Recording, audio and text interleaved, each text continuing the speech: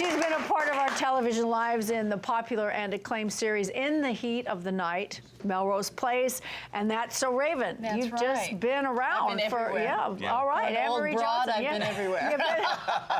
Anne-Marie is back with us. Yes, Anne-Marie Johnson is here, everybody. What is it like for you to be a part of such a landmark show like In the Heat of the Night? We never knew it was going to be such. I mean, we obviously knew the movie, right. In the Heat of the Night, and I was a huge fan of the movie. And so when I first was called in for the audition, I was just happy to have the audition. You never think about the next step. If you do, you jinx yourself. I mean, you're done if you're thinking about that. So then when I got the call back, I was really excited that I had the call back. And then when I got the job, it was like my whole life changed. You know, roles like that can change your whole career. Because you guys took on some serious stuff. Yeah. That time period, too. We really kind of pushed the envelope for that time period. It was a 9 to 10 show, 9 o'clock in the evening to 10. We dealt with dumping babies in dumpsters. We dealt with rape. My character was brutally raped. It was a 2-episode special. We dealt with issues of ancestral rape. I mean, we dealt with issues that no one was dealing coming with. close to at that point. No, not at that time. But we did it in such an organically realistic fashion, not gratuitous, not titillating, that the public really respected it. But were you worried that you would take something on like this and while you're filming going, It was kind of, you know, it was a little scary being in a small town in the South. Do it. Right. That was the hardest part.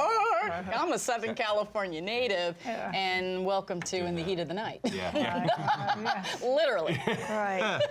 Well, that was a very heavy subject, heavy show to do, but then you transitioned rather seamlessly into comedy. Well, it was really weird because I had to prove myself all over again because I started in comedy. I was a comedian for the majority of the first half of my career, and so no one really thought I could do drama. Then when I was done with In the Heat of the Night, I had to prove myself again that I was actually a sketch comedy person, and it was because of Tommy Davidson.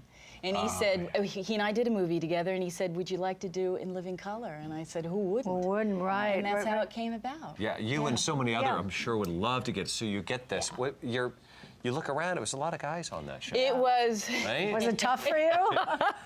Anyway, what about those Dodgers? Look at you. Yeah. How about those Dodgers? Look at that. Yeah, that was what's happening now. Oh. Love your hair. Yeah, that was the 80s. Remember that? I had a hair like that, too. Oh, photography, I hate that. Ooh, black and white. Yeah. Ooh, HD. It was tough because it was a male-dominated set, and you had some you had a lot of competition to get your skits done, and it was rough. But you did a lot of impressions, but your most famous one was Mary Tyler Moe. Well, what we did, Mary Tyler Moe. did the Mary Tyler Moe show. Moe. And they found that I had a true affection to the original Mary Tyler Moore show, and so we did the Mary Tyler Moe show with a little ethnic spin on it. Could you give us a little example? Like, Sure, I could. Oh, Mr. Grant. So that was the big deal. Did you ever get to meet her? Did she see you do it? No? I think I'd be embarrassed to meet her. But Valerie Harper, who's a good friend of mine, I kind of lived through Mary through Valerie, and Valerie said it was okay. So I got the approval. An interest in politics for you. Yes. Not just a passive one. Because, you were involved with SAG. Well, yes, I was the first vice president for about 4 years of the Screen Actors Guild. My parents got me started. You were the first African American. I was the first, and they still haven't had another one since me. I don't know if that's a good one, good or bad. But yes, in its 80-year history, I was the first African American to be elected to that position. But my parents got me started on the Tom Bradley campaign. Tom Bradley, the former mayor of Los Angeles, and I was a little kid, and they brought me around to the campaign offices, and I just said politics. Politics really shaped the middle class, specifically the African American middle class. Without politics, the African American community couldn't have gotten as far as we've gotten. And I just think it's really, I love politics. I'm not the type of person to say politicians are bad. I understand the process and I really respect it. So. But what made sense for you? Because politics can't turn you off or turn you on. What was it about it that you, at a young age, were like, I think I want to? Because people were living outside of themselves. people were making an effort to help those who couldn't advocate for themselves.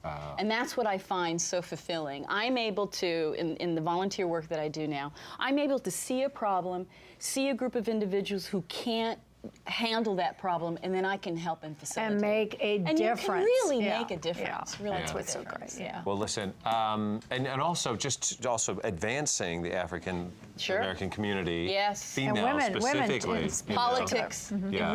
It is about politics, policies and bills, and that's the only. You have to force people to change. Well, listen, I know one thing politics will never correct, and it's a problem that I face: weeds. Oh, weed abatement. I don't care how many politicians you get. Well, unless they've got You a made hoe a in their difference. hand. Or a Yes.